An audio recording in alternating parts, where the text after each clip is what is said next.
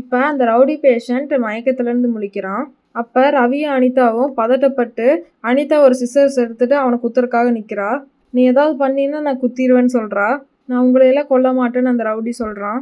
நேற்று நான் இல்லாதனால அவன் கழுத்தில் கத்தி வச்சிட்டேன், நான் இருந்தேன்னா நடக்கிறதே வேறன்னு சொல்கிறா. பக்கத்தில் இருந்த ரவி இவனெல்லாம் நம்ப முடியாது, வா போலீஸை கூப்பிடலான்னு சொல்லி கூப்பிட்றான். அதுக்கு அந்த ரவுடி நான் உண்மைதான் சொல்கிறேன், உங்களையெல்லாம் எதுவும் பண்ண மாட்டேன் சொல்லிட்டு அவன் கையில் இருந்த மோதிரத்தை எடுத்து இதை நான் என் பொண்ணுக்கு கொடுக்கறதுக்காக தான் நான் தப்பிச்சேன், எப்படியாச்சும் இதை என் பொண்ணுக்கிட்ட சேர்த்துருங்க, ஏன்னா நான் உயிரோடு இருப்பேனானே தெரியல, நான் இதை கஷ்டப்பட்டு உழைச்ச காசில் இது வாங்கினது, நான் இல்லாட்டியும் அவகிட்ட போய் சேரணும்னு சொல்லிட்டு இருக்கும்போதே அவனோட ஹார்ட் பீட் லெவல் கம்மியாகி அவன் இறந்துடுறான்.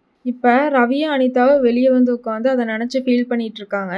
அப்போ அனிதா இருந்துட்டு நீ எல்லாம் அவனை காப்பாற்றிருக்கூடாதுன்னு எல்லாம் சொன்ன, இப்போ நீயே அவனை நினச்சி ஃபீல் பண்ணிட்டு இருக்கன்னு கேட்குறா. இல்லை, நம்ம எப்படியாச்சும் அவனை நம்ம காப்பாற்றிருக்கணும்னு ரவி சொல்கிறான். அப்போ அனிதா நம்ம கையில் என்ன இருக்குது, இப்போ என்னதான் பண்ணுறதுன்னு சொல்லி கேட்குறா. இப்போ ரவி பேக்கெட்டில் இருக்கிற மோதிரத்தை எடுக்கிறான். இனி ஒவ்வொரு எபிசோடும் லைனாக வந்துக்கிட்டே இருக்கும்.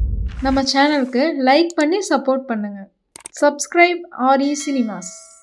தேங்க்யூ.